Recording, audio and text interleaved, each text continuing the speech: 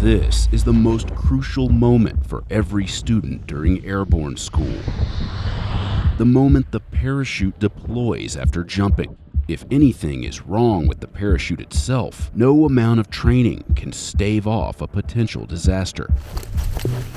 That's why every parachute is packed and inspected by a team of riggers, who collectively prepare about 75,000 chutes each year. It may seem like a simple job, but the stakes couldn't be higher. It doesn't matter how many I have to pack. Every chute matters, every jumper matters. There can be no compromise with perfection. Without the riggers, we can't do anything. I tell them all the time, hey, you have our lives in your hands. You want to put one on? Insiders spent a day with the riggers of the 1st 507th Parachute Infantry Regiment to find out how these chutes are packed and checked before a live jump. I had a G.I. Joe back in the day, and he was a paratrooper. I used to just sit around packing his chute. I always told my family, if I ever did join the military, pretty sure I could get a job packing parachutes. And here I am. Along with graduating from Airborne School, riggers must complete 13 weeks of specialized training, culminating with jumping out of a live aircraft using a parachute that they packed themselves.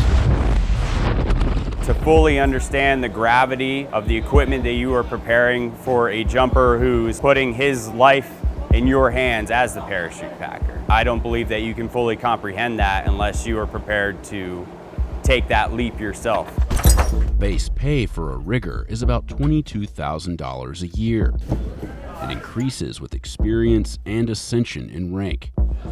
They're supervised by in-process inspectors, or IPs, who wear red hats and perform 8 different checks during the packing process. So the parachute that's being packed right now on the tables behind me is the T11 main. It is the static line parachute that we use here at the Airborne School, and it is the primary static line parachute for the Army.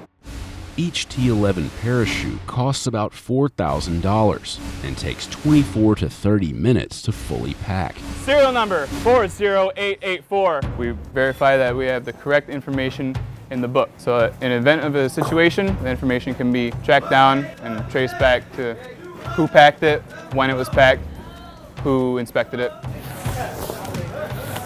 Flaking the canopy exposes the panels, ensuring each one gets folded and packed for a safe deployment upon jumping. This is pretty much the longest process.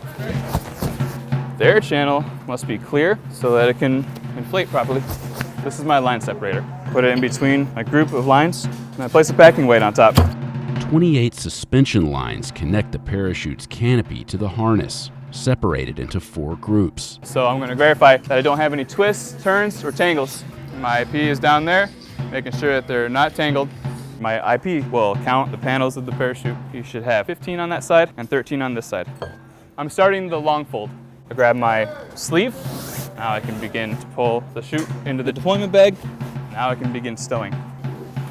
Keeping the lines tight, neat as I can. Close my flap. The entire process contains about a dozen individual steps. And down here I take my static line, secure it, and that is the pack of the T11. Each rigger is limited to packing 15 parachutes a day. Due to the severity and seriousness of our job, we want to avoid anybody overworking themselves or overexerting themselves and becoming fatigued, because everybody can only do so much before they start losing the ability to perform at 100%. Each parachute has a service life of 12.5 years before it's removed from circulation. What was the deficiency with that guy? A hole in the apex. Hole in the apex? Yeah. Sometimes, riggers discover deficiencies during packing and take the parachute out of circulation. Chutes that are successfully packed and inspected are sent to a hangar, where students pick them up before donning them. Every step I'm taking, I'm like, hey, this is someone's life in my hands. I know that they would want me to pack a good chute for them. Hell yeah. And make sure that they can get down to the ground safely and make it home to their families at the end of the day.